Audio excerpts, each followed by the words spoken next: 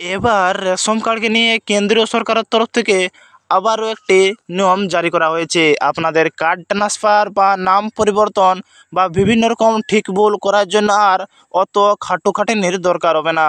খুব সহজের মধ্যে আপনারা সেই কাজ করে নিতে পারবেন। এপ্রিল 2025 থেকে রেশন কার্ড সংক্রান্ত প্রক্রিয়াগুলিতে গুরুত্বপূর্ণ পরিবর্তন আনছে সরকার। নতুন নিয়ম অনুযায়ী আবেদন, নাম সংযোজন বা অপসারণ এবং কার্ড ট্রান্সফার প্রক্রিয়া আরও সহজ, স্বচ্ছ এবং সময় সীমাবদ্ধ হবে। তাহলে আবেদন প্রক্রিয়া বা ট্রান্সফার বা বিভিন্ন রকম কাজ আরও সহজ হবে। অনলাইন আবেদন, নতুন রেশন কার্ড জন্য আবেদনকারীকে রাজ্যে পিডিএস পোর্টাল বা মোবাইল অ্যাপের মাধ্যমে আবেদন করতে পারবেন।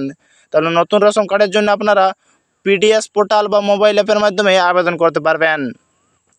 প্রয়োজনীয় নথিপত্রের মাধ্যমে রয়েছে আধার কার্ড, বাসস্থান প্রমাণপত্র, আয় সার্টিফিকেট, পরিবারের সদস্যদের বিবরণ এবং পাসপোর্ট সাইজের ফটো। নাম সংযোজনের জন্য পরিবারের নতুন সদস্য যেমন নবজাতক বা নববধূ।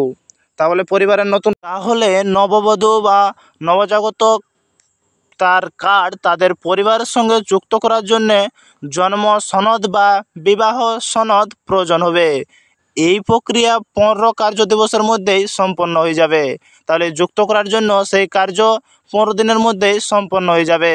নাম অপসারণ, পরিবারের কোনো সদস্যের মৃত্যু, অন্যথায় স্থানান্তরের ক্ষেত্রে মৃত্যু সনদ বা নতুন রেশন কার্ডের প্রমাণপত্র জমা দিয়ে 10 দিনের মধ্যেই নাম অপসারণ করতে পারবেন।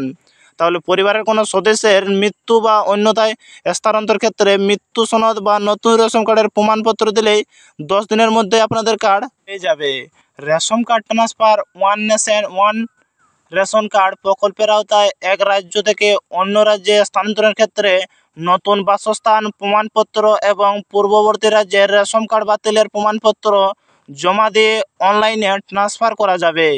এই প্রক্রিয়া 7 থেকে 10 দিনের মধ্যে সম্পন্ন হবে। নতুন নিয়মের সুবিধাসমূহ, প্রতিটি পরিবর্তনের জন্য SMS ও ইমেল নোটিফিকেশন, প্রক্রিয়াগুলির জন্য নির্ধারণ সময়সীমা।